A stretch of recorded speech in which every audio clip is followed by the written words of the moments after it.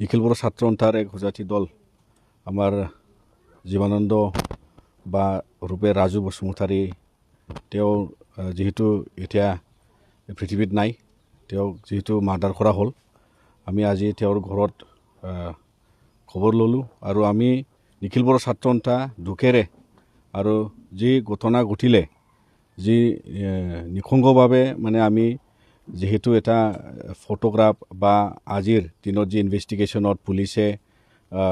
যি একিউজ পাৰ্চনক তিনিজনক তেওঁলোকে কৰায়ত্ব কৰিছে আৰু ইয়াৰ সম্পৰ্কে আমি গোটাই বিজনীবাসী ৰাইজ আৰু লগতে আমাৰ নিখিল বড়ো ছাত্ৰ সন্থাৰ হৈ আমি আহ্বান জনাওঁ যাতে প্ৰশাসনে যি পৰ্যায়ত আজি তেওঁ এনেকুৱা এটা প্লানিঙত মানে তেওঁক তাত মাৰ্ডাৰ কৰা হ'ল বুলি এই ক্ৰাইম চিনটোত মানে আমিও দেখা পাইছোঁ, যেহেতু তাতে তেওঁৰ লগত যিটো ইণ্টেনশ্যন, তো ক্ৰাইমৰ ইণ্টেণ্টটো তাত ক্লিয়াৰলি ছিগনিফাই হৈ আছে। তো ইয়াৰ ক্ষেত্ৰত তদন্ত কৰাত বা ইনভেষ্টিগেশ্যনৰ প্ৰচেছত যাতে কোনো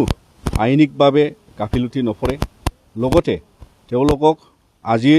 বিজনীবাসীৰ সকলো দল সংগঠনেও দাবী জনাইছে, আমিও দাবী জনাইছোঁ নিখিল বড়ো ছাত্ৰ সন্থাৰ পৰা তেওঁলোকক কঠোৰ শাস্তিৰে আমাৰ BNS আইনৰ দ্বাৰা তেওঁলোকক যাতে ফাঁচি দিব লাগিব আৰু ফাষ্ট ট্ৰেক কোৰ্টত ট্ৰায়েল দিব লাগিব। যেহেতু ফাষ্ট ট্ৰেক কোৰ্ট এইকাৰণে প্ৰয়োজন যাতে তেওঁলোকে মানে বেল লৈ পেলাই হেৰি নাযায়, কিয়নো আজিৰ ক্ৰাইমৰ যি ইনভেষ্টিগেশ্যনৰ প্ৰচেছত য'ত মানে তেওঁলোকৰ পৰা যি একিউজ পাৰ্চনৰ ষ্টেটমেণ্ট লৈ বা একিউজৰ বা যি হাতিয়াৰ বা ইভিডেন্স তেওঁলোকে কালেক্ট কৰিলে, তো এইবোৰক লৈ তেওঁলোকে যাতে অতি সোনকালে তীব্ৰতৰভাৱে তেওঁলোকৰ ইনভেষ্টিগেশ্যনটো আগবাঢ়িব লাগে।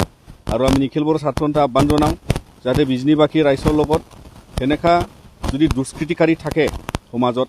আৰু আমাৰ এই সমাজখনত তেওঁলোকে যিটো জুৰুলা কৰাত বা বিপদত পেলাই দিয়াত আৰু আন জাতি জনগোষ্ঠীৰ মাজত তেওঁলোকে ভুল বুজাবুজি আনাৰ ক্ষেত্ৰত তেওঁলোকে কাম কৰাৰ চেষ্টা কৰে। ইয়াৰ কাৰণে সকলো জাতি জনগোষ্ঠী নিজৰ নিজৰ সমাজত নিজৰ জাতিৰ নিজৰ দল সংগঠনে আমি নজৰ ৰাখিব লাগিব, যাতে আমাৰ এই শান্তি পৰিৱেশত যেতিয়া BTR ৰেকৰ্ড হোৱাৰ পাছত আমাৰ অঞ্চলত তেনেকুৱা মানে যি ঘটনা ঘটিলে সেইটো আমাৰ কাৰণে বহুত দুখ লগাজনক। আৰু যি শান্তি পৰিৱেশ এইটো বিনষ্ট কৰাৰ কাৰণে কোনোবা দুষ্ট চক্ৰই মানে এইটো সজাইছে নেকি যে মানে বড়োলেণ্ডত এই শান্তি পৰিৱেশটো অলপ মানে অশান্তি কৰি পেলাই কিবা এটা ৰাজনীতিক লাভালাভ লোৱাৰ কাৰণে কোনোবা এইটো মানে পলিচি লৈছে নেকি, কনস্পিৰেচি কৰিছে নেকি, এনেকুৱা ঘটনা হ'লে আমাৰো সন্দেহ হয়। ইয়াৰ কাৰণে অসম চৰকাৰে আইনিকভাৱে ল এণ্ড অৰ্ডাৰ যিহেতু তেওঁলোকৰে পুলিচ আৰু ইয়াত যিটো বড়োলেণ্ডত এই শান্তি পৰিৱেশৰ ভিতৰত যাতে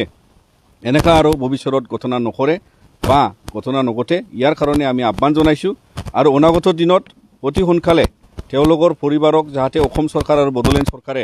কম্পেনচেশ্যন প্ৰয়োগ কৰিব লাগিব। আৰু লগতে যিহেতু দুজন যিহেতু মানে ল'ৰা আৰু ছোৱালী আছে, সৰু এজন ক্লাছ 9ত পঢ়ে আৰু এজনটো সৰু